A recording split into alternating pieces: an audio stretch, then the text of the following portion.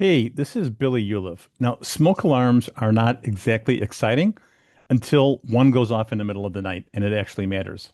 Now, I just picked up this First Alert SM210 and I want to walk you through why I think this one's actually worth it.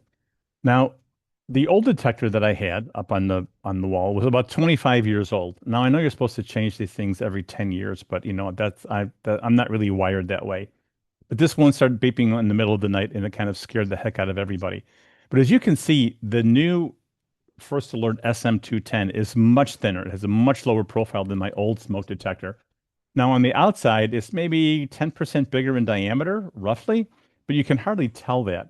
Now, my old detector, as I said, was pushing about 25 years, and I hadn't really thought that much about it. It was just up there doing its thing, or so I assumed. But again, I didn't really know that smoke detectors had a 10-year life shelf life. And this one was like 25 years.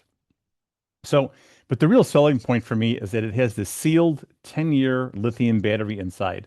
It's already built in. You don't have to worry about it. You don't have to worry about that annoying battery chirp at 2 o'clock in the morning. Because what I used to do every year is I would change my batteries in my old smoke detector and I would write down the date that I changed the battery just so I can keep an eye on it. And actually, it's a bit of a hassle in terms of maintenance.